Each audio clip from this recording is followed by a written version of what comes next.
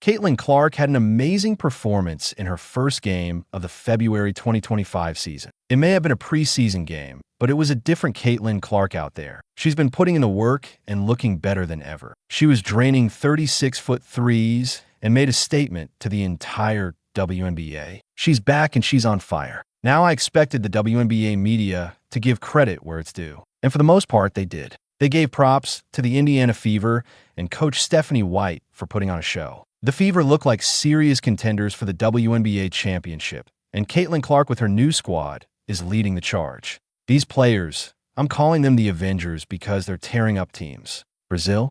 Well, they were just the first to feel the heat. Now, let's talk about this reporter. Someone tagged me in a post about an hour ago. I couldn't believe what I was reading. Roberta made the audacity to credit Caitlin Clark's performance, saying that after playing the Chicago Sky, Brazil had to travel early the next day, took a long ride to New Orleans, then flew to Iowa. Of course, she tried to explain why Brazil didn't play well. But here's the thing. When Brazil was shooting threes from Caitlin Clark's logo, no one was talking about how tired they were. They looked excited to be in Iowa, and they were having a blast. So Roberta trying to make excuses? Nah, I'm not buying it. They didn't flop. They got served. They caught a serious case of the beats. It's simple.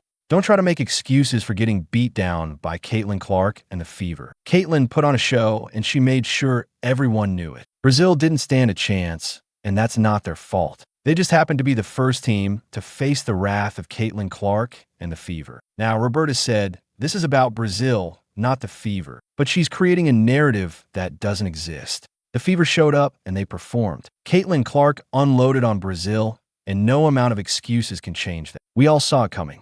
Brazil was just the first team to feel the sting, and I'm not the only one who noticed this. Fans are backing up Caitlin Clark, asking for autographs, taking pictures with her after the game. That's respect. Brazil lost by 60 points, and yet they're lining up to get Caitlin's signature. That tells you everything you need to know about how much they admire her. But Roberta, she's still trying to spin it. She's making excuses, claiming Brazil wasn't rested and the Fever had an advantage. But the Fever didn't play back-to-back games and have to travel halfway across the country. Brazil got beat, plain and simple. They should own it, take their loss, and move on. But it's hard for some people to admit when they've been served. And Roberta, this isn't just about making excuses. It's about respecting the game. Caitlin Clark and the Fever put on a show, and Brazil was just the first casualty. They'll be back, but for now, they've got to take this L with pride because they were part of one of the greatest moments in women's basketball. And Caitlin Clark, she's only going to keep getting better. Subscribe if you like Caitlin Clark.